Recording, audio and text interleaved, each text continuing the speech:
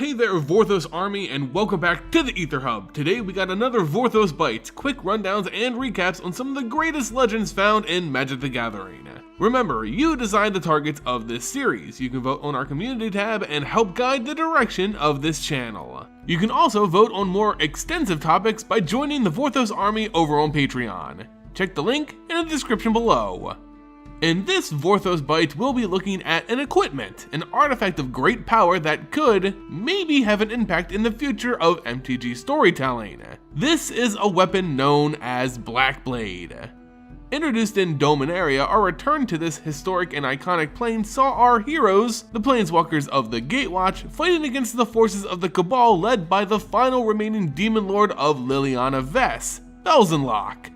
Now, the Cabal are basically a zealous group of fanatic criminals who are driven by greed, power, and, well, all things dark and nasty. They were left leaderless over the course of MTG's history on Dominaria, so it was pretty easy for a demon like Belzenlok to swoop in and gain absolute power and authority over a group of misfits. Belzenlok on Dominaria is a curious case because not only did he want to rule the plane, but he sought to achieve that goal by changing the very history of that world.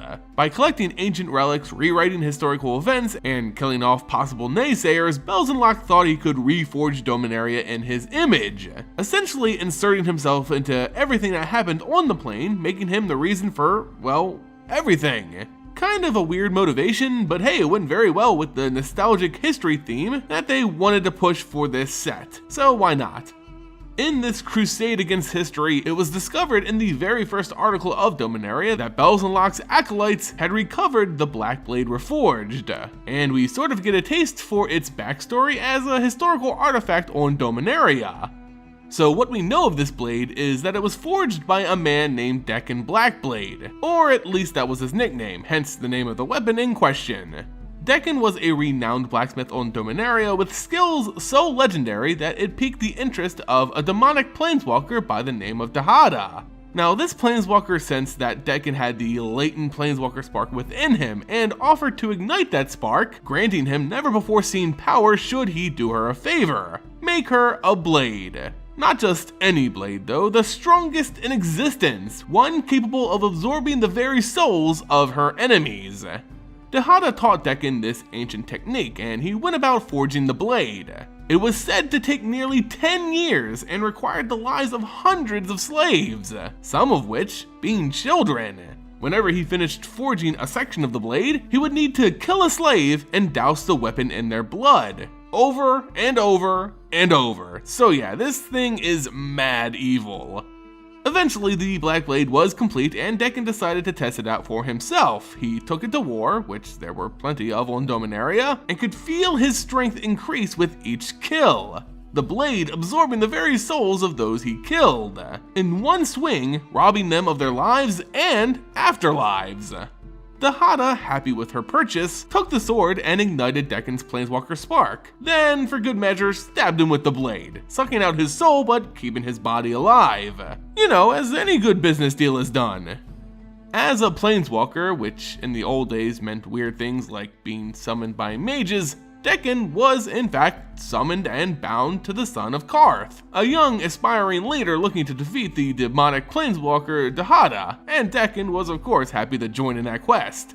Eventually the three would meet in combat. Karth of course used Dekkon, while Dahada actually summoned 2 Elder Dragons to fight for her. These were Piru and Chromium Rule.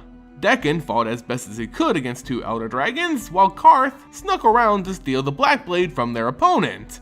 Dekkon managed to right off the bat basically unsummon Chromium, but was forced to actually fight Piru. Luckily, Karth was able to steal the blade and give it to Dekkon, using it to stab the Elder Dragon, killing it and absorbing its soul into the blade. A sword with the soul of an Elder Dragon. After this historic fight, most of the figures involved kind of faded from history, and the blade was lost for a very long time, right up until Belzenlok found it. Of course, he rewrote the history of the sword, saying that he forged the blade and killed an Elder Dragon himself, but we know the truth. The blade's story then continued into our return to Dominaria as a major part of the Gatewatch's plan to defeat Belzenlok. Since their necromancer Liliana Vess was massively depowered, they needed something like the Blackblade to suck the life essence from Belzenlok in order to defeat the demon. And suck it did. Despite his initial resistance to using such a cursed weapon, Gideon Jura managed to ever so slightly slice the flesh of Belzenlok with the Blackblade. Its magic did the rest, and the demon was nothing more than a pile of saggy remains.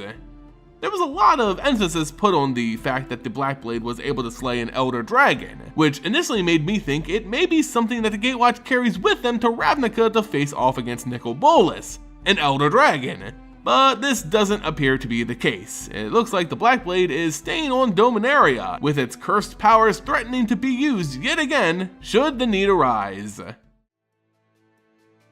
Remember to follow us here on YouTube and on Twitter, hit that like button and share it across the multiverse. You can help vote on topics on our community page and of course as a member of the Vorthos army over on Patreon. As always guys, thank you all so much for watching and I'll see you next time here on the Ether Hub.